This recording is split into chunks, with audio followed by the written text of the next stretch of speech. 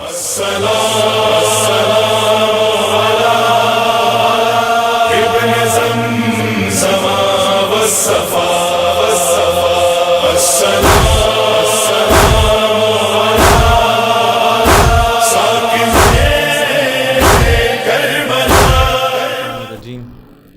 اللہ الرحمن الرحیم الحمد للہ رب العالمین والصلاة والسلام علی اشرف الانبیاء والمرسلین سیدنا و مولانا ابی القاسم محمد اللہم صلی علی محمد وعلی محمد وعلی آل بیتہ الطیبین الطاہرین المعصومین المنتجبین سیما بقیت اللہ فی الارضین ارواحنا فداہ عجل اللہ تعالی فرجہ الشریف اما بعد فقد قال اللہ سبحانہ وتعالی فی کتابہ الحکیم اعوذ باللہ من الشیطان الرجیم ان اللہ اشتری من المؤمنین انفسهم واموالهم بان لهم الجنہ یقاتلون فی سبیل اللہ فیقتلون ویقتلون وعدا علیہ حقا فی التوراة والانجیل والقرآن ومن اوفى بعہدہ من اللہ فاستبشروا ببیعکم الذی بایعتم بہ وذلک هو الفوز العظیم۔ ایک درود بھیجے محمد و آل محمد پر۔ رب اشرح لی صدری ویسر لی امری واحلل عقدۃ من لسانی یفقہوا قولی۔ عزیزان محترم،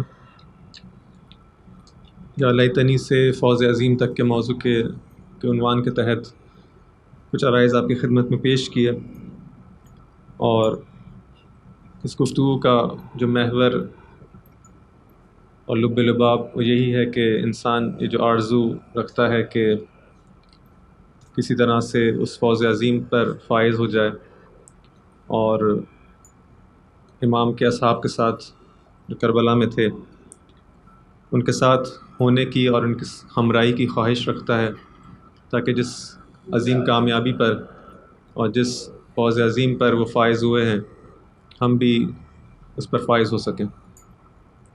اس سلسلے میں کچھ قرآنی شواہد کا ذکر کیا گیا کہ قرآن بھی اسی مطلب کی گواہی دیتا ہے کہ اگر انسان چاہتا ہے فوز عظیم پر فائز ہو تو اس کے لیے ضروری ہے کہ انبیاء و اولیاء و صدیقین و شہداء اور صالحین کی ہمراہی کرے۔ جس مطلب کو اس زیارت کے اور اس حدیث کے اس جملے کے اندر بیان کیا گیا، وہی مطلب قرآن کے اندر بھی بیان کیا گیا۔ اور اس آیت کے اندر جہاں پہ ارشاد ہوتا ہے کہ وَمَن يُطِعِ اللَّهَ وَالرَّسُولَ فَأُولَٰئِكَ مَعَ الَّذِينَ أَنْعَمَ اللَّهُ عَلَيْهِم مِّنَ النَّبِيِّينَ وَالصِّدِّيقِينَ وَالشُّهَدَاءِ وَالصَّالِحِينَ وَحَسُنَ أُولَٰئِكَ رَفِيقًا۔ یہاں پہ بھی اسی بات کو ذکر کیا گیا کہ وہ لوگ جو کہ خدا اور رسول کی اطاعت کرتے ہیں در حقیقت وہ فوز عظیم پر فائز ہیں، اور وہ لوگ جو کہ خدا اور رسول کی اطاعت کرتے ہیں در حقیقت وہ لوگ ہیں کہ جن پر خدا اپنا انعام نازل کرتا ہے، نبیوں میں سے، صدیقین میں سے، شہداء اور صالحین میں سے، اور یہ لوگ ان کی ہمراہی کرتے ہیں، اور بہترین رفاقت اور ہمراہی ہے کہ انسان ان لوگوں کی ہمراہی اختیار کرنے کی کوشش کرے اگر چاہتا ہے اس فوز عظیم پر فائز ہو جائے۔ عزیزان محترم، اب تک کی جو گفتگو ہوئی ہے وہ ایک اسے کہہ سکتے ہیں کہ تھیوریٹیکل ایک گفتگو ہے، ایک نظری گفتگو تھی۔ مناسب سمجھا کہ ایک عملی مثال اس حوالے سے آپ کی خدمت میں پیش کی جائے تاریخ کے اندر سے، کہ اس قسم کے جو افراد ہیں کہ جو امام کی ہمراہی کرتے ہیں اور پھر اس فوز عظیم پر فائز ہوتے ہیں، ان کی عملی زندگی کی کوئی مثال، تاکہ ہم ان کو اسوہ بنا کر، نمونہ بنا کر اس راستے پر چل سکے۔ جب مثالیں ہمارے سامنے ہوتی ہیں تو اس راستے پر یا کسی بھی راہ پر چلنا آسان ہوتا ہے۔ جب انسان دیکھتا ہے کہ اس راستے پر وہ اکیلا نہیں ہے بلکہ اس سے پہلے بھی بہت سے لوگ ہیں جو اس راستے پر اس سفر کو طے کر چکے ہیں، تو اگر وہ راستہ مشکل بھی ہو، کٹھن بھی ہو، تب بھی انسان کی ہمت ہوتی ہے کہ میں بھی اس راستے کو طے کر سکوں۔ عزیزان محترم، اسلام آنے کے بعد اور رسول خدا کی صلی اللہ علیہ وآلہ وسلم کی اس اعلان نبوت کے بعد 10 ہجری کے اندر، جب تقریباً 1 سال پہلے، آپ کی رحلت سے 1 سال پہلے 10 ہجری کے اندر آپ نے یمن کی طرف دین کی تبلیغ کے لیے حضرت علی ابن ابی طالب علیہ السلام کو بھیجا، ایک درود بھیجے محمد وعلی محمد.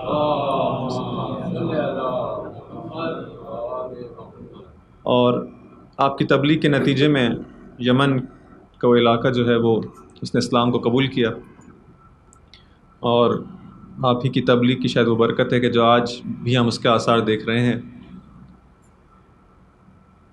عزیزان محترم، اسی یمن کے ان قبائل کے اندر جو اسلام لے کر آتے ہیں، ایک شخص ہے جس کی عمر اس وقت 40 سال ہو چکی ہے، اور اسلام لانے سے قبل بھی اس کی زندگی کے حالات کچھ اس طرح سے ہیں کہ ایک ایسا شخص جو کہ با اخلاق انسان ہے، اور ان برائیوں کے اندر جس میں زمانے جاہلیت کے اندر لوگ مبتلا تھے وہ مبتلا نہیں ہیں. اور اس وقت ایک ایسا انسان، اس کی ایک بوڑھی ماں ہے جس کی وہ خدمت کرتا ہے، جس کے ساتھ بہترین سلوک سے وہ پیش آتا ہے. یہ شخص بھی جو ہے ان لوگوں کے درمیان ہے کہ جو اسلام لے کر آتے ہیں. جو لوگ اس شخصیت سے واقف ہیں وہ پہنچ گئے ہوں گے. مقصود یہ نہیں ہے کہ کوئی نئی چیز یہاں پہ بیان ہو، نہیں، بہت ساری آپ لوگوں نے حتماً ان چیزوں کو سنا ہوگا، فقط ایک تذکر خود اپنے لیے اور آپ لوگوں کے لیے دینا مقصود ہے. یہ شخص جس کی چھٹی پشت کے اندر، اس کے آباء و اجداد کے اندر اس کا نام، ایک شخص ہے جس کا نام ہے قارن، اور اس شخص کی نویں پشت میں جو ان کے جد ہیں ان کا نام ہے مراد.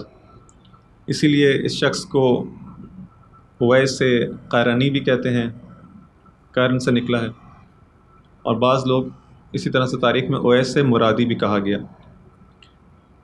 اویس قرنی کی یہ شخصیت ایک عجیب شخصیت ہے، ہمارے لیے ایک اسوہ ہے، ایک نمونہ ہے. تو 40 سال کی عمر ہے جب آپ اسلام لے کر آتے ہیں، اور کس کی تبلیغ کے نتیجے میں؟ امام علی ابن ابی طالب کی تبلیغ کے نتیجے میں. اب 10 ہجری کے اندر یہ واقعہ پیش آتا ہے. آپ کو معلوم ہے کہ 11 ہجری کے اندر وفات رسول خدا صلی اللہ علیہ وآلہ وسلم پیش آتی ہے، اور اللہم صلی علی محمد وآل محمد، 1 سال کا وہ فاصلہ ہے. اب اویس جو ہیں بغیر دیکھے ہوئے، آپ نے دیکھا نہیں ہے رسول کی ذات کو، لیکن وہ تعلیمات دینی جو ان تک پہنچتی ہیں تو اتنی زیادہ ان کو اٹریکٹ کرتی ہیں، اتنے زیادہ اس کے اندر جاذبیت ہوتی ہے کہ آپ دین کو قبول کرتے ہیں اور اسلام لے آتے ہیں. لیکن بالآخر ایک شوق تو ہے کہ اس رسول کو دیکھا جائے، اس کے رسول کی زیارت کی جائے کہ جو یہ دین لے کر آیا ہے. اس طرح سے ہر مسلمان کی خواہش ہے، ہر مسلمان کی تمنا و آرزو ہوتی ہے کہ اپنے رسول کی زیارت کرے.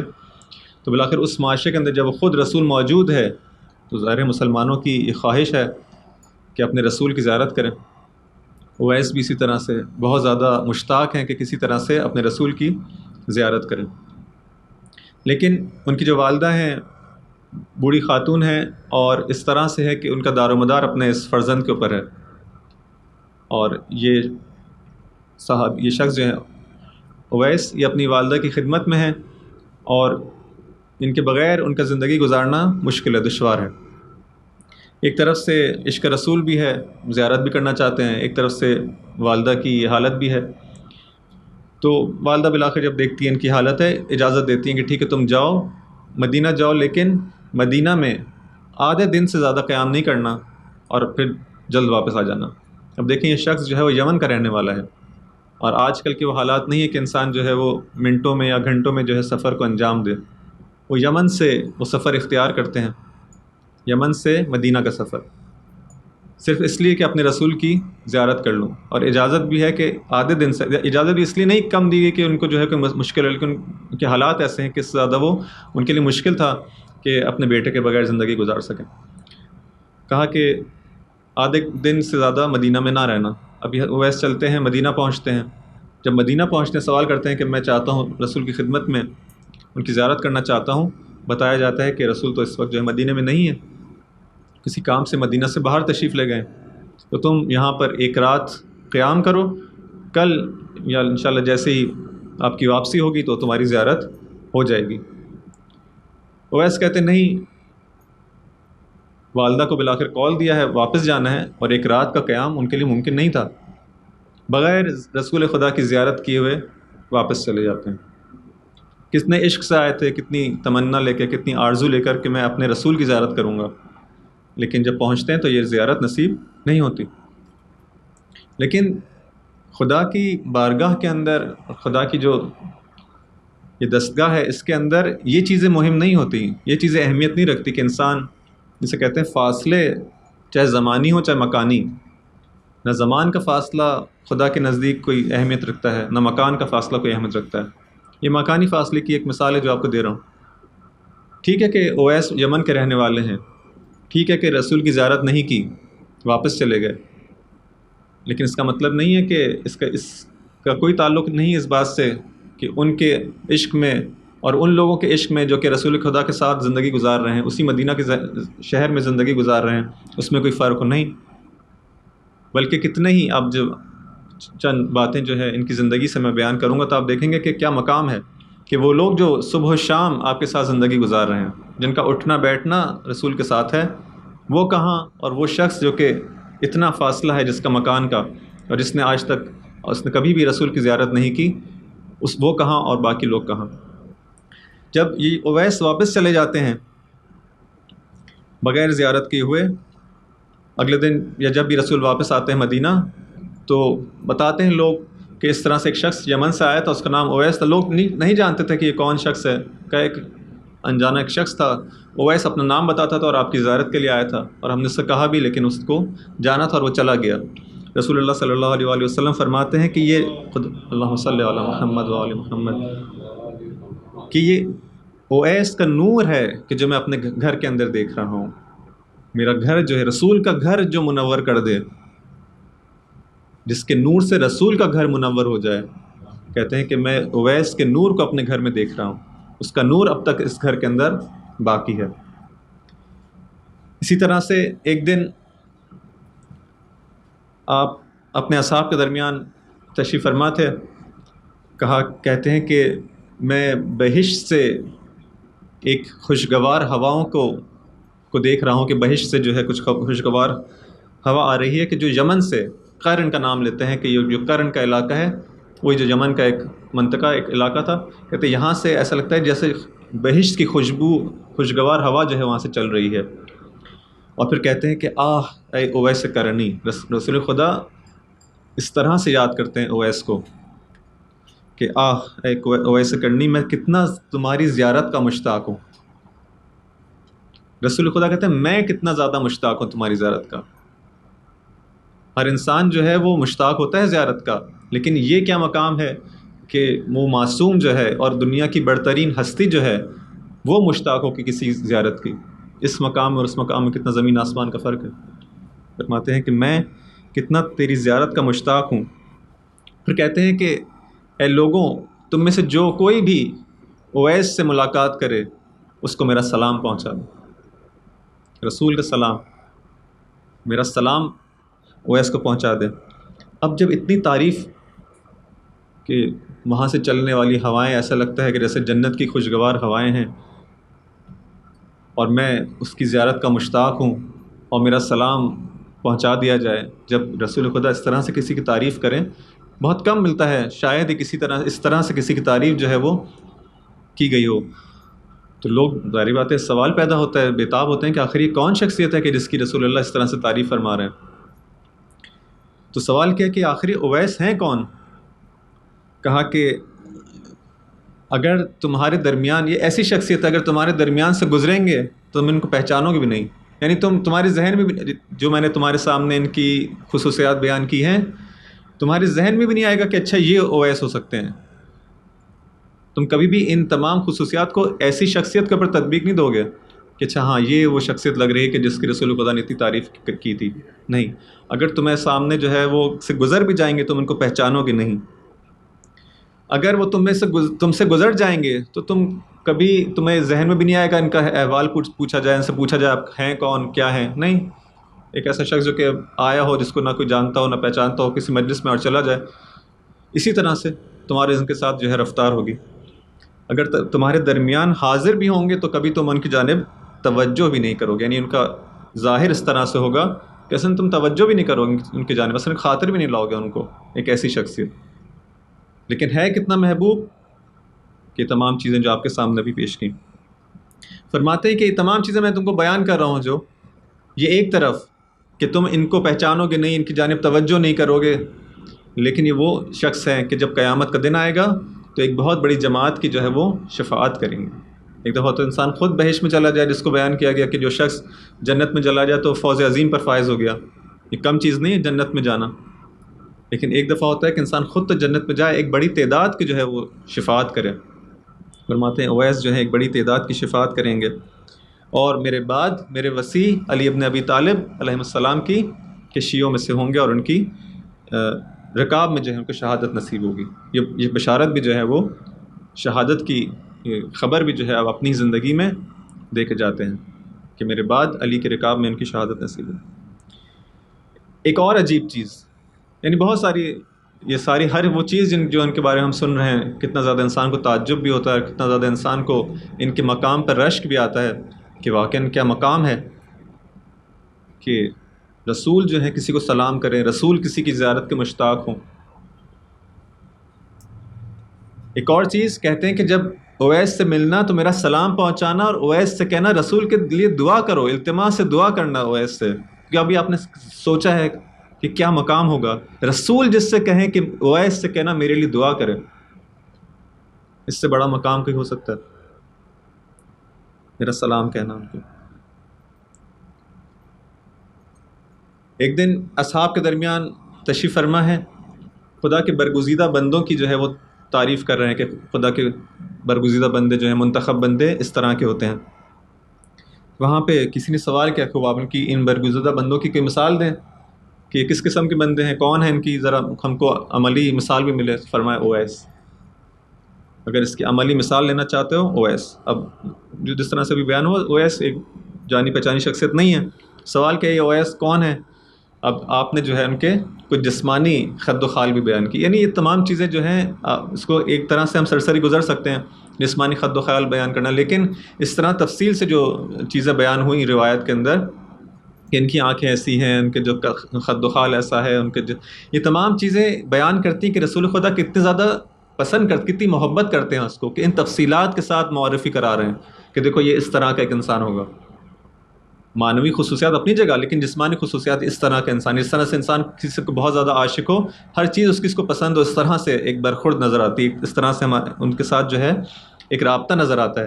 فرماتے ہیں کہ اس طرح کا ایک انسان ہوگا، اس کی ظاہری آپ کی ظاہری خد و خال کو بیان کرتے ہیں، ظاہری خصوصیات کو بیان کرتے ہیں، اور پھر کہتے ہیں کہ جب اویس وہ ہیں کہ جب قرآن پڑھتے ہیں تو ان کی آنکھوں سے اشک جاری ہو جاتے ہیں، ان کی آنکھوں سے آنسو جاری ہوتے ہیں۔ لباس ان کا سادہ، ایسا نہیں کہ تم ان کو جو ہے کسی فاخر لباس، نہیں، ایک سادہ لباس پہننے والا انسان، دنیا کے اندر گمنام ہے، زمین کے اندر ان کو پہچانتا نہیں ہے، کوئی نہیں جانتا۔ ان تمام خصوصیات کے باوجود کہ رسول کہے کہ میں مشتاق ہوں زیارت کا، کوئی نہ پہچانے۔ رسول کہے کہ میرا سلام پہنچا دینا اویس کو، کوئی نہ پہچانتا ہو۔ رسول کہے کہ وہاں سے جہاں یہ ہیں جنت کی خوشگوار ہوائیں آ رہی ہیں، کوئی نہ پہچانتا ہو۔ رسول کہے کہ میں التماس سے دعا کرتا ہوں اویس سے، زمین میں کوئی نہیں جانتا ان کو، گمنام ہے، لیکن آسمانوں میں سب جانتے ہیں۔ آسمان کی مخلوقوں کو معلوم ہے کہ ان کا مقام کیا ہے، آسمانوں کے اندر یہ معروف ہیں۔ جب یہ خدا کو واسطہ دے کر پکارتے ہیں، خدا کو قسم دیتے ہیں، خدا کو واسطہ دیتے ہیں اور کسی چیز کو طلب کرتے ہیں، پکارتے ہیں، تو خدا ان کی دعا کو قبول کرتا ہے، اس کو رد نہیں کرتا۔ بس اگر تمہاری ملاقات ہو ان سے تو اپنے لیے دعا کی، ان سے کہنا کہ ہمارے لیے دعا کریں، کہ ان کی دعا قبول ہوتی ہے۔ اور قیامت کے اندر پھر عجیب ایک جملہ ہے، کہتے ہیں قیامت کے اندر جب نیک لوگ آئیں گے اور ان سے کہا جائے گا کہ بہشت میں داخل ہو جاؤ، بہشت میں داخل ہو جائیں گے۔ جب اویس آئیں گے، اویس سے کہا جائے گا رک جاؤ۔ عجیب ہے، سب نیک لوگوں سے کہا جا رہا ہے کہ تم بہشت میں داخل ہو جاؤ، اویس سے کیوں کہا جا رہا ہے کہ تم رک جاؤ؟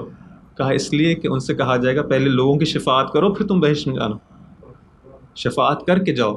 یہ مقام ہے اویس کا، خود تو جنت میں جا رہے ہو، اپنے ساتھ بھی ایک کثیر جماعت کو جو ہے وہ جنت میں لے کر جائیں گے۔ یہ شخص اس طرح سے بھی خود اس حدیث میں بیان ہوا کہ گمنام ہے، کوئی نہیں جانتا اویس کون ہے۔ خود ان کی اپنی جو خصوصیات ہیں جو بیان کی گئیں اس کے اندر بھی یہی کہ شہرت سے فرار کرتے ہیں، شہرت سے شدیداً فراری ہیں، نہیں چاہتے کوئی ان کو پہچانے۔ حتیٰ لوگوں سے کہا کرتے تھے کہ دیکھو تم لوگوں نے رسول سے جو میرے بارے میں جو چیزیں سنی ہیں، میری تعریف سنی، کسی کو بتانا نہیں، اپنے حد تک رکھو، کسی کو بتانے کی ضرورت نہیں۔ کتنا برعکس ہے ہمارا طرز فکر اور ان کا طرز فکر. ہماری اگر کوئی تعریف کر دے، کوئی بڑی شخصیت ہماری تعریف کر دے، تو ہم بس ہمارا دل چاہ رہا ہوتا ہے کسی طرح سے باتیں جو ہیں منتقل ہو جائیں. اگر کوئی منتقل نہ کرے تو مجبور ہوتے ہیں کسی دن خود ہی بیان کر دیں. لیکن یہ شخص سے کہتا ہے کہ جو رسول نے جو دیکھیں، عام باقی افراد کسی کی تعریف کرتے ہیں تو معلوم نہیں ہوتا کہ وہ شخص واقعی بھی ایسا ہے نہیں. لیکن جب رسول کسی کی تعریف کرے تو اس کی حقیقت کو دیکھ کے تعریف کر ہوتے ہیں، وہ واقعاً ایسا ہے، وہاں پہ کوئی تکلف نہیں ہے. وہ واقعی انسان کی جب تعریف ہو رہی ہے، اس کو بھی کہا جا رہا ہے کہ نہیں، اپنی حد تک رکھو، کسی کو بتانے کی ضرورت نہیں ہے.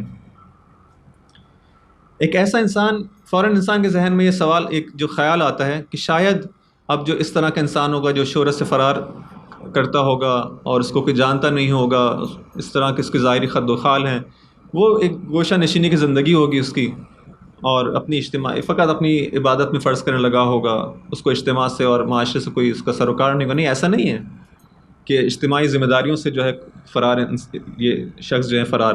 اگر ایسا ہوتا کہ انسان اپنی اجتماعی ذمہ داریوں کا ادا نہ کرتا تو رسول کیسے کسی کی اس طرح سے تعریف کر سکتے تھے؟ کیونکہ بالآخر جہاں پہ انسان کی انفرادی ذمہ داریاں، وہاں پہ اجتماعی ذمہ داریاں بھی ہیں. فقط ایک ایسا عابد و زاہد انسان جو اپنے گھر میں بیٹھا ہوا جو ہے فقط اپنی والدہ کی خدمت کرتا رہے اور اس کو کچھ پرواہ نہ ہو کہ دنیا میں کیا ہو رہا ہے، تو یہ تو شخص اسلام کو مطلوب نہیں ہے. بس اس کا مطلب ہے کہ گمنام ضرور ہیں لیکن اپنی اجتماعی ذمہ داریوں کو پھر بھی ادا کر رہے ہیں. کیسے ہم یہ بات کہہ رہے ہیں؟ ان کے کچھ باتوں سے ہم کو یہ اندازہ، اب ظاہر بات ہے تاریخ نے ایسا تو نہیں کہ بہت کچھ ان کے بارے میں لکھا ہو، لیکن ان کے خود کچھ جو کچھ بھی ان سے ہم کو نقل ہوا ہے، جتنا میرے نظروں سے گزرا ہے، تو اس میں جو ان کی خود اپنے جو کلمات ہیں اس سے اندازہ ہوتا ہے کہ کس طرح سے اجتماع کے اندر جو رہے ہیں اور لوگوں کے ساتھ ان کی سروکار تھا اور اپنی ذمہ داریوں کو ادا کرتے تھے. کیا فرماتے ہیں؟ فرماتے ہیں کہ میرے لیے کوئی خوشی نہیں ہے. خوشی نہیں ہے کیا؟ یعنی میری اس دنیا میں میرے لیے میں خوشی نہیں دیکھتا. کیوں خوشی نہیں دیکھتے؟ فرماتے ہیں کہ اس موت نے اور قیامت کی جو یاد ہے اس نے میرے لیے کوئی خوشی باقی نہیں رکھی. جب میں موت کو یاد کرتا ہوں، میں کس بات پہ خوش ہوں؟ قیامت کو یاد کرتا ہوں تو وہ جو ہولناک واقعات جو قرآن کے اندر بیان ہوئے ہیں، اس کے بعد ان تمام چیزوں کو دیکھ کے انسان کس بات پہ خوش ہو؟ بس کوئی خوشی میری زندگی میں نہیں. بس خوشی نہیں زندگی میں. زندگی میں اور کیا ہوتا ہے انسان کے جس سے انسان خوش ہوتا ہے؟ مال ہوتا ہے جس سے انسان خوش ہوتا ہے. کہتے ہیں میں نے مال تو کوئی جمع نہیں کیا، میرے پاس کوئی مال نہیں. کیوں نہیں ہے؟ کہا کہ جو کچھ مال ہے وہ تھوڑا بہت اپنے پہ خرچ کرتا ہوں، جو باقی رہ جاتا ہے وہ حقوق خدا کی ادائیگی میں خرچ ہو جاتا ہے. وہ بچتا ہی کہاں کہ جو میں اس کو جمع کر کے اس پہ خوش ہوں. بس مال نہیں کہ جس پہ میں خوش ہوں. انسان کس اور کس چیز سے خوش ہوتا ہے؟ انسان کے دوست احباب ہوتے ہیں. کہتے ہیں میرا کوئی دوست نہیں جس پہ میں خوش ہوں. دوست کیوں نہیں ہے؟ تو یہاں پہ وہ جملہ عجیب ہے. کہتے ہیں کہ جب میں حق کی طرفداری کرتا ہوں اور لوگوں کو نیکی کی جانب دعوت دیتا ہوں اور برائی سے روکتا ہوں تو پھر کوئی مجھے پسند ہی نہیں کرتا. حق بات کرتا ہوں تو کون پسند کرے گا حق بات کو؟ حق بات کو سننے والے اور قبول کرنے والے بہت کم افراد ہوتے ہیں. کہتے ہیں کہ جب میں حق بات کرتا ہوں تو ناراض ہو جاتے ہیں مجھ سے. جب ناراض ہو جاتے ہیں تو پھر ہزار عیب میرے اندر، یعنی وہ عیب جو میرے اندر نہیں ہے، تہمت لگاتے ہیں. پھر تہمت لگاتے ہیں یہ ایسا ہے ویسا ہے، بجائے اس کے کہ اپنے اس خطاؤں کو اور اپنی لغزشوں کو اور اپنی برائیوں کو قبول کریں. میں تو ان کے حق میں اچھائی کرنا چاہتا ہوں، امر بالمعروف اور نہی عن المنکر کرنا چاہتا ہوں، لیکن مجھ سے ناراض ہو جاتے ہیں اور پھر ہزار جو ہے مجھ پہ تہمتیں لگاتے ہیں. تو بس میرا نہ کوئی دوست ہے، نہ میری کوئی خوشی ہے، نہ میرا کوئی مال ہے. یہ وہ شخصیت کہ جو محبوب خدا ہے. معاش کیسا ہے؟ کبھی شتربانی کرتے ہیں، اونٹ کو چلاتے ہیں، اس سے اپنی جو ہے وہ روزگار ہے. دیکھیں اب اسلام کے اندر کتنی عجیب ہے، یعنی یہ چیزیں ہماری زندگیاں کتنی مختلف ہو گئی ہیں ان معیارات سے. شاید یہی وجہ ہے کہ جب یہ جو کہا جاتا ہے کہ امام تشریف لائیں گے انشاءاللہ جل ان کا ظہور ہو، جب آئیں گے تو ایک ایسا دین لے کر آئیں گے، ایک ایسی چیز ہوں گی کہ لوگ کہیں گے یہ تو عجیب ہی چیز ہے، اس کے بارے میں ہم نے کچھ سنا ہی نہیں. یعنی ایک ایسے شاید دوبارہ سے ایک فرہنگ، ایک ایسا کلچر، ایک ایسا جسے کہتے ہیں ایک ایسا معاشرہ شاید تشکیل پائے کہ لوگ اس سے زیادہ آشنا نہ ہو کہ کس قسم کا معاشرہ ہے. کتنے ہی اصحاب ہیں اس زمانے کے اندر، ہم کو اسی طرح سے ان کی زندگیاں نظر آتی ہیں. تو ان کا کام کیا ہے؟ اونٹوں کو چلانا. اچھا یہ ایک، اور ہر دفعہ یہ کام نہیں ہے، یعنی میں کہوں گا تو آپ تعجب کریں گے. ان کا دوسرا کام کیا تھا؟ کھجور کے جو بیج ہیں جو لوگ پھینک دیتے ہیں کھا کے، ان بیجوں کو جمع کرتے ہیں. ان بیجوں کو جمع کرتے ہیں اور رات کو جا کے ان کو فروخت کرتے ہیں، ان کو بیچتے ہیں۔ اب اس میں کیا ان کی انکم ہوگی، اس کتنی درآمد ہو جاتی ہوگی؟ اس خرما کے بیجوں کو کوئی شخص جمع کرے اور اس کو رات کو جا کے بیچ دے، اور اس سے جو ان کے پاس کمائی ہوتی ہے اپنی خرچ کے لیے، جو ان کا بھی جتنا بھی خرچ ہے اس میں خرچتے ہیں، جو باقی بچ جاتا ہے اس کو بھی جمع نہیں کرتے، جو تھوڑا بہت بچ گیا اس کو بھی خدا کی راہ میں خرچ کر دیتے ہیں۔ کتنی فرق ہو گئی ہماری زندگیاں جو ہیں۔ اب میں یہ نہیں کہہ رہا کہ انسان جو ہے وہ مثلا کھجور کے بیج جمع کر کے، نہیں، کہنے کا مقصد ہے کہ دیکھیں فرق کتنا آ گیا ہے ہماری سوچ میں، اور اس سوچ میں کتنا فرق آ گیا ہے۔ پیسے کمانے میں اور اچھی اس میں کوئی حرج نہیں، ہماری جو تعلق دنیا اصل چیز ہے، ہماری کتنی زیادہ جو ہے چیزیں دنیا سے تعلق جو ہے وہ کتنا زیادہ ہو گیا ہے کہ اگر وہ چیز نہ ہو تو ہماری زندگی پھر گزر ہی نہیں ہو پاتی۔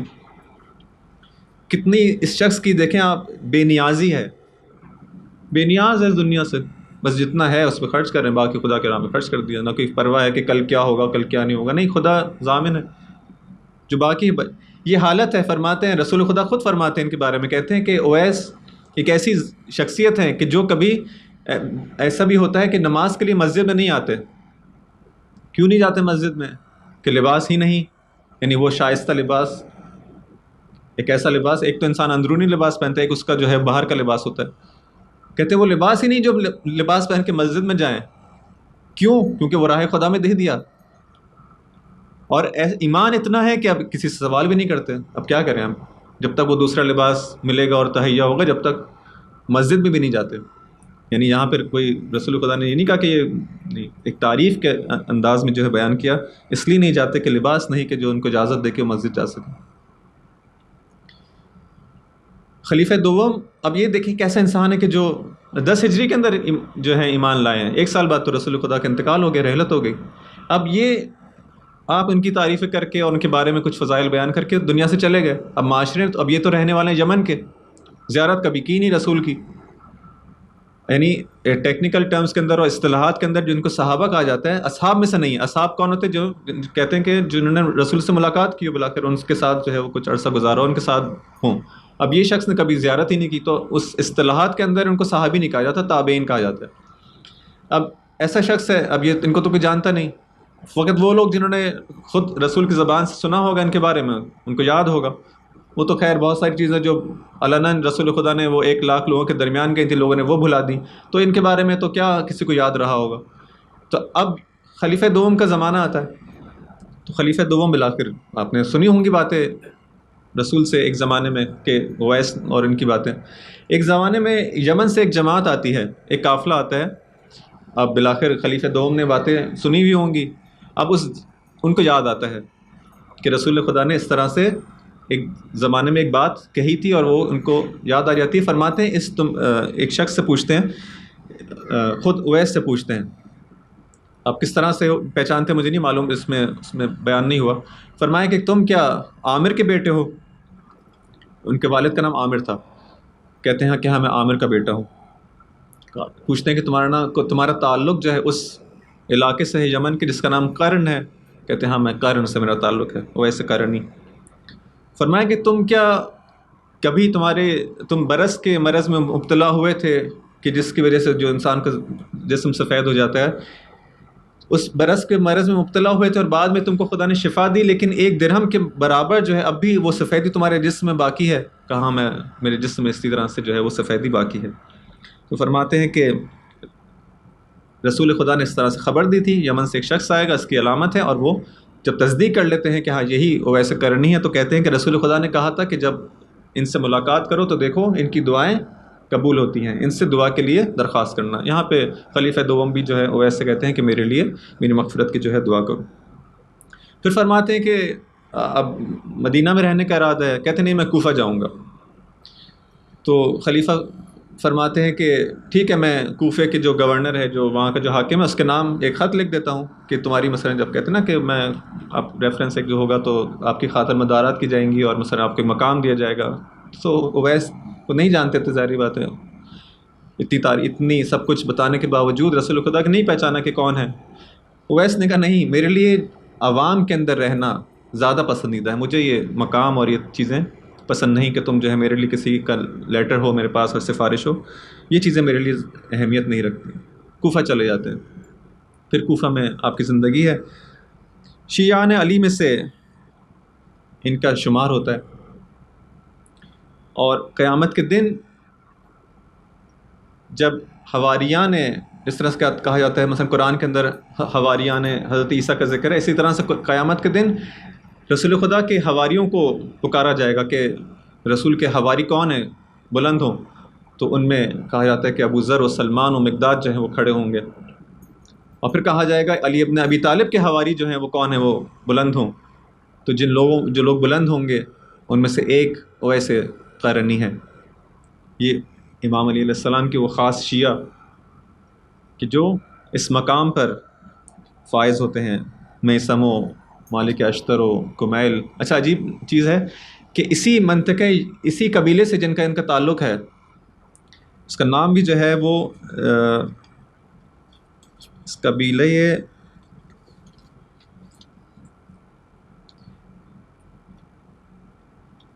خیر میں شاید اس کو لکھنا بھول گیا. تو جس قبیلے سے ان کا تعلق ہے اسی قبیلے سے دو بہت اہم شخصیات جو کہ وہ بھی شیعان علی میں سے ہیں، ایک مالک اشتر اور ایک کمیل ابن زیاد نخعی، ان کا تعلق بھی وہیں سے ہے.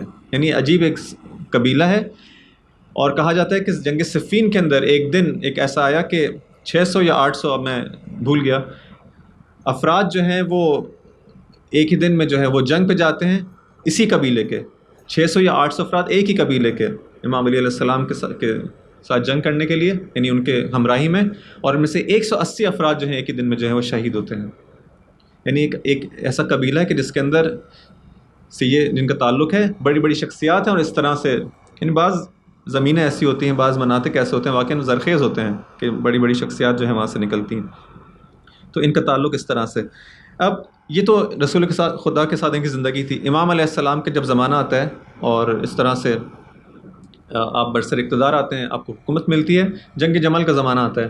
جنگ جمل کا زمانہ آتا ہے، اب یہ فتنے کا زمانہ ہے، اور بالآخر مسلمانوں کے لیے مشکل ہے کہ تشخیص دیں کہ بالآخر اس طرف بھی جو ہیں وہ صحابہ ہیں، اس طرف بھی علی ہیں. اب یہاں پہ جو مشکلات ہیں، تو یہاں پر بالآخر ان مشکل حالات کے اندر بھی اویس معلوم ہے کہ اپنے امام کے ساتھ ہیں. ایک دن امام عبداللہ ابن عباس سے کہتے ہیں کہ عبداللہ، آج 1000 لوگ جو ہیں آئیں گے اور میری بیعت کریں گے. 1000 لوگ جن میں سے نہ ایک کم ہوگا نہ ایک زیادہ. 1000 لوگ آج کے دن آئیں گے اور میری بیعت کریں گے. اب اور کس طرح، کس حالت میں بیعت کریں گے، یعنی کن شرائط میں بیعت کریں گے. بعض لوگوں نے آپ کو یاد ہے جب بیعت کی تھی تو کہا تھا کہ ہم کو یہ مل جائے گا، ہم کو وہ مل جائے گا، آپ ان کی سیرت پہ عمل کریں گے. تو امام نے کہا تھا نہیں، میں اپنی شرائط پہ جو ہے وہ حکومت کروں گا. امام فرماتے ہیں آج 1000 لوگ آئیں گے اور میری ہاتھ پر بیعت کریں گے. کس چیز پر؟ کہ میری بات کو سنیں گے، میری پیروی کریں گے، اور آخر دم تک، خون کے آخری قطرے تک جو ہے میرے ساتھ دیں گے اور میرے ساتھ جنگ کریں گے. اس بات پر میری بیعت کریں گے. اب عبداللہ ابن عباس کہتے ہیں کہ وہ لوگ آنا شروع ہوتے ہیں، آہستہ آہستہ وزن لوگ آتے ہیں، اور 999 لوگ آ جاتے ہیں اور جو آپ کی ہاتھ پر بیعت کرتے ہیں. اب امام نے کہا تھا نہ ایک کم ہوگا نہ ایک زیادہ ہوگا. اب عبداللہ ابن عباس پریشان ہوتے ہیں کہ امام کی بات تو لوگوں میں پھیل گئی ہے کہ آج 1000 لوگ آئیں گے، نہ ایک کم نہ ایک زیادہ. اب اگر ایک وہ شخص نہیں آیا تو کیا ہوگا؟ لیکن تھوڑی دیر بعد ہی دیکھا جاتا ہے ایک شخص جو کہ کھردرا لباس پہنا ہوا ہے، ہاتھ میں تلوار لیے ہوئے اور چلا آ رہا ہے. اور جب نزدیک آتے ہیں تو یہ وہی اویس ہیں. فرمایا تمہارا نام کیا ہے؟ امام پوچھتے ہیں، کہتے ہیں میرا نام اویس ہے. کہا کہ خوش ہو جاتے ہیں، تکبیر کہتے ہیں اور کہتے ہیں کہ میرے حبیب نے مجھے خبر دی تھی کہ اس طرح سے میری امت میں سے ایک فرد آئے گا اور تمہارے ہاتھ پر جو ہے وہ بیعت کرے گا، جس کا تعلق خدا اور اس کے رسول کی حزب سے ہوگا، حزب اللہ اور حزب رسول سے ہوگا اس کا تعلق، اور تمہارے ہاتھ پر بیعت کرے گا اور آخر میں شہادت کے مقام پر فائز ہوگا. البتہ جنگ جمل میں شہادت کی خبر نہیں دی تھی، لیکن کہا کہ شہادت پر فائز ہوگا. خوش ہو جاتے ہیں امیر المومنین جب اویس کو دیکھتے ہیں اور ملاقات ہوتی ہے اور جنگ لڑتے ہیں. اور اس جنگ کے اندر گرچہ آرزو شہادت ہے لیکن جنگ میں آپ کو شہادت نصیب نہیں ہوتی. جنگ صفین کا جو ہے زمانہ آتا ہے. کچھ لوگ ہیں کہ جو امام علیہ السلام کے پیچھے جاتے ہیں اور بالآخر اس مقام میں شہادت پر فائز ہوتے ہیں، یا بالآخر امام علیہ السلام کی ہمراہی کا شرف حاصل ہوتا ہے. بہت بڑا شرف ہے. کہ حق کو پہچان لے انسان اور حق کے پیچھے جائے. لیکن کچھ لوگ ہوتے ہیں کہ جو سند حقانیت ہوتے ہیں. حقانیت علی کی کچھ لوگ سند ہیں، ان میں سے ایک عمار ہیں اور ان میں سے ایک اویس ہیں. یہ کتنا بڑا مقام ہے کہ رسول نے فرمایا تھا کہ عمار کے بارے میں کہ جب عمار کو کون لوگ شہید کریں گے؟ عمار کو وہ لوگ جو کہ حق پر نہیں ہوں گے. باطل کا ایک گروہ ہوگا جو عمار کو شہید کرے گا. اور یہی چیز جو ہے وہ امام علی علیہ السلام کے لیے، بہت سے لوگوں کے لیے ہدایت کا باعث بن گئی تھی. اور جب عمار جو ہے شہید ہو جاتے ہیں جنگ صفین کے اندر امام علی علیہ السلام کی رکاب کے اندر، تو لشکر مقابل کے اندر ایک مشکل پیدا ہو جاتی ہے کہ یہاں تو ایک مشکل یہ ہو گئی کہ اب عمار وہاں شہید ہو گئے، اور رسول خدا کی وہ واضح یعنی ایک ایسا قول تھا کہ جس کو لوگوں کو یاد تھا کہ عمار جہاں پہ شہید ہوگا اس کو شہید کرنے والا جو گروہ ہوگا وہ باطل پر ہوگا. اب یہاں پہ وہ بالآخر مشکل ہوتی ہے. یعنی سند حقانیت علی ہے عمار. اسی طرح سے اویس بھی ہیں. اویس بھی بالآخر آپ کی رکاب کے اندر ہیں اور اس طرف ہیں، اور اویس کے بارے میں تمام چیزیں موجود ہیں، تمام اخبار موجود ہیں، تمام روایت موجود ہیں کہ جو رسول خدا نے دی تھی. اور کتنے ہی لوگ ہیں کہ جو شام کی فوج سے ملحق ہو جاتے ہیں امام علیہ السلام کی طرف جب دیکھتے ہیں کہ اویس آپ کے ساتھ ہیں. کیونکہ ہمارے سامنے تو 1400 سال گزرنے کے بعد بہت ساری باتیں واضح نہیں ہیں کہ کیا اتنا زیادہ اس میں جو ہے آخر تھا. لیکن اس زمانے میں واقعی مسائل تھے، اتنی زیادہ تبلیغات، بہت سارے لوگوں کے لیے چیزیں واضح نہیں تھیں.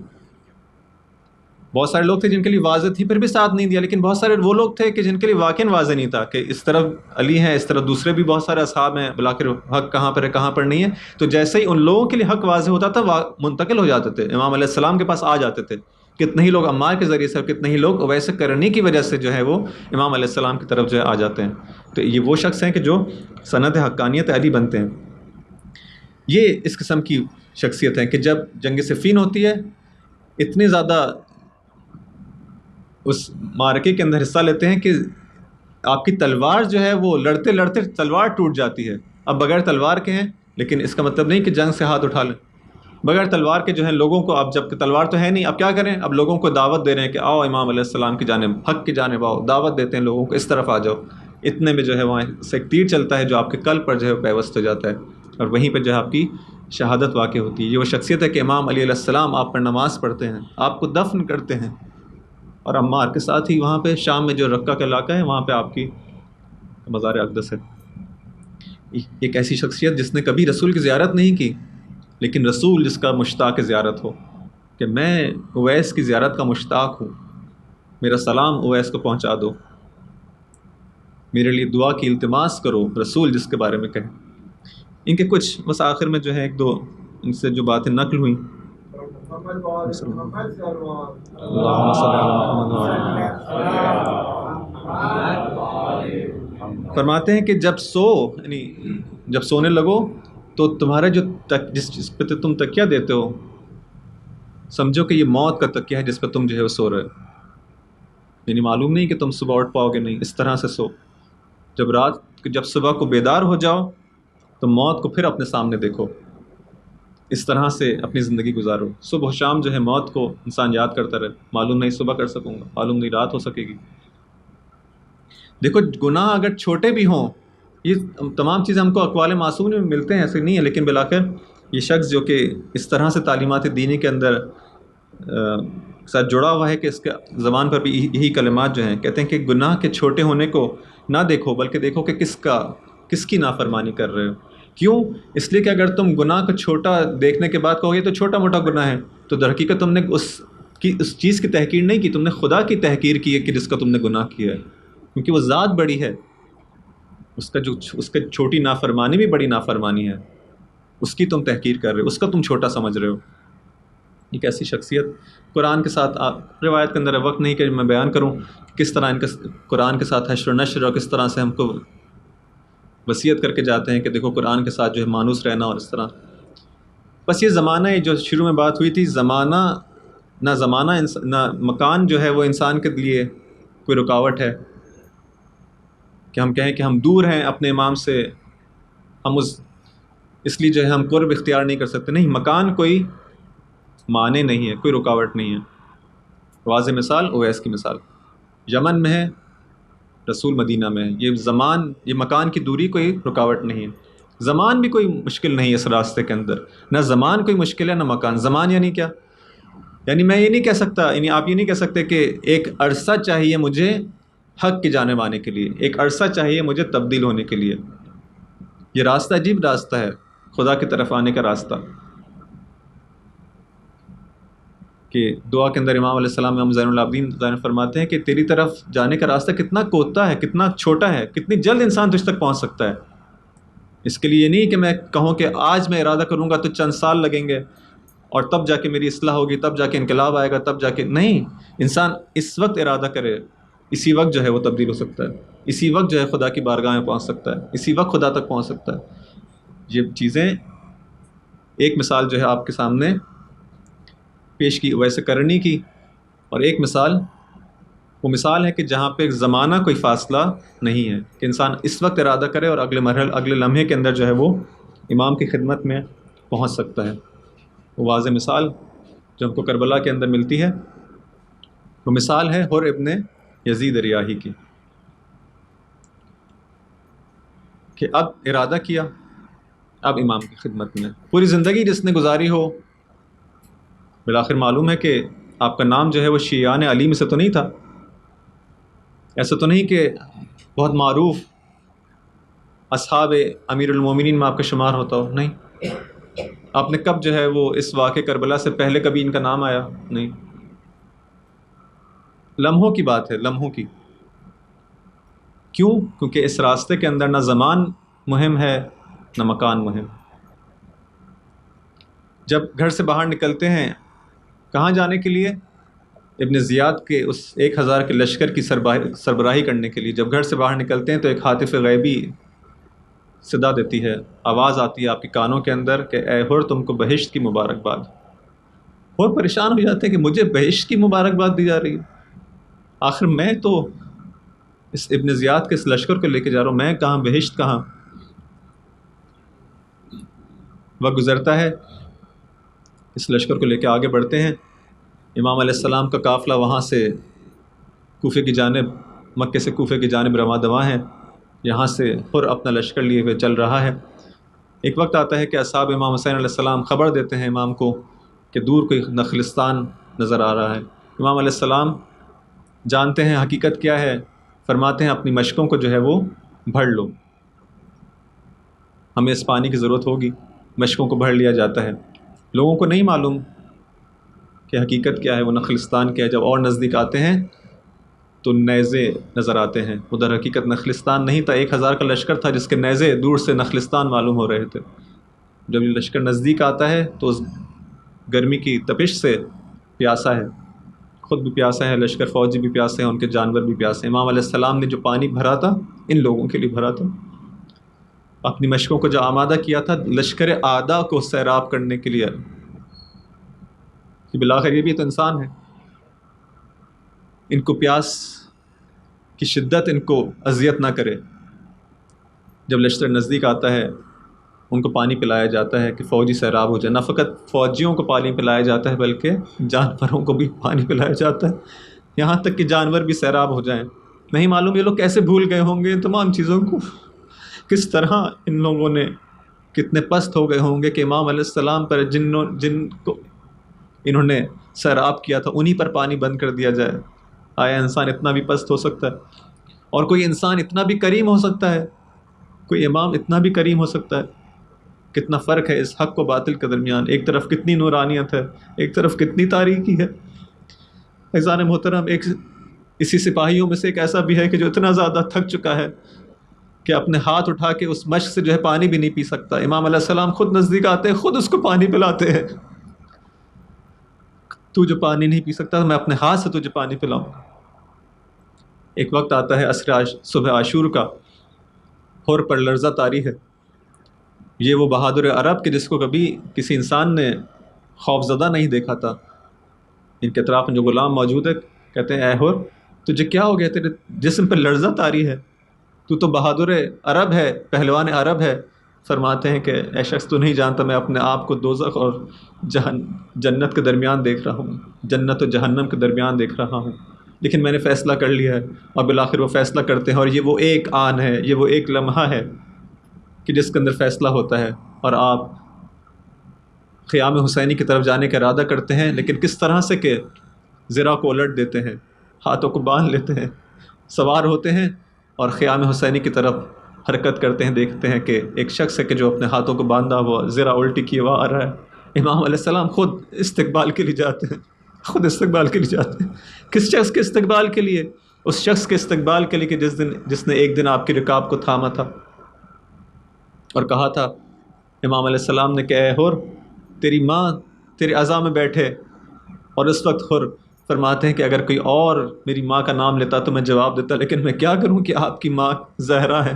اور شاید یہی حر کا ادب تھا کہ جو حر کی ہدایت کا باعث ہوا. بالآخر امام آتے ہیں، استقبال کرتے ہیں.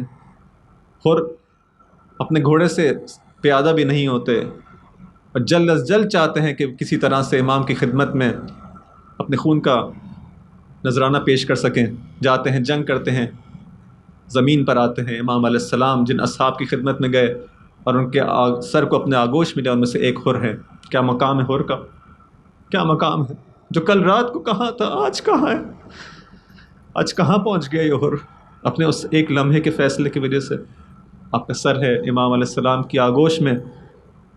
امام علیہ السلام فرماتے اے حر، تمہارا جو نام حر ہے، تمہاری ماں نے تمہارا نام بحق رکھا تھا کہ تم دنیا میں بھی حر ہو اور آخرت میں بھی حر. اور پھر آپ کے خون، آپ کے پیشانی سے جو خون بہہ رہا ہے اس پر اپنا رومال باندھتے ہیں. یہ مقام ہے حر کا کہ آگوش امام میں آپ کا سر ہو، اور اس طرح سے اس دنیا سے جاتے ہیں. لیکن ایک وقت وہ بھی آیا کہ جب نواسہ رسول اس گھوڑے سے جب گرا ہے اور زمین پر آیا ہے تو کوئی نہیں تھا کہ جو امام علیہ السلام کا سر اپنے آگوش میں لیتا. آگوش میں تو کیا لیتا، بلکہ ایک طرف سے نیزے ہیں اور تلواریں ہیں اور پتھر ہیں کہ جو آپ پر برس رہے ہیں. لعنت اللہ علی القوم الظالمین. اے خدا ہماری اس کلیس عبادت کو قبول فرما. اے خدا ہمیں ان لوگوں میں سے قرار دے کہ جو واقعاً ناصران امام علیہ السلام میں سے ہیں، جو اصحاب امام حسین علیہ السلام میں سے بھی شامل ہوں، اور انشاءاللہ اپنے زمانے کے امام کے اصحاب با وفا میں انشاءاللہ شامل ہوں. ان لوگوں میں سے قرار پائیں جو اپنی ذمہ داریوں کو صحیح طرح سمجھ سکیں، اس کو بہترین طرح سے ادا کر سکیں. اے خدا اس زمانے کے اندر جو لوگ بھی جن مشکلات کے اندر جو مومنین مومنات گرفتار ہیں، ان کی گرفتاریوں کو دور فرما، ان کی مشکلات کو آسان فرما. جو بیمار ہیں ان کی بیماریوں کو، خاص طور پہ وہ لوگ جو کہ اس بیماری کرونا میں مبتلا ہیں یا اور کسی بیماری میں مبتلا ہیں، بہت سے افراد کے بارے میں اطلاع دی گئی ہے کہ بہت شدید مشکلات کے اندر گرفتار ہیں اس بیماری کے اندر. ان کی اس آسانی کے لیے دعا کریں، ان کو یاد کریں کہ خدا بحق محمد و آل محمد ان کی اس بیماری کو برطرف فرمائے. وہ لوگ جو کہ پچھلے سالوں میں ہمارے درمیان تھے، اس پر عزا پر تھے، عزاداری کر رہے تھے، اور آج ہمارے درمیان موجود نہیں ہیں، خدا ان تمام مومنین مومنات کی مغفرت فرما. اے خدا ہمیں نسلاً بعد نسلاً اس عزاداری کو اسی طرح سے بلکہ اس سے بہتر انداز میں ہر سال بجا لانے کی توفیق عطا فرما. اے خدا مراجع اعظام اور رہبر معظم کی حفاظت فرما. اے خدا اس خون پاک کا انتقام لینے کے لیے اپنی آخری حجت کے ظہور میں تعجیل فرما، اور ہمیں ان کے بہترین اصحاب انصار میں شامل فرما. ماتم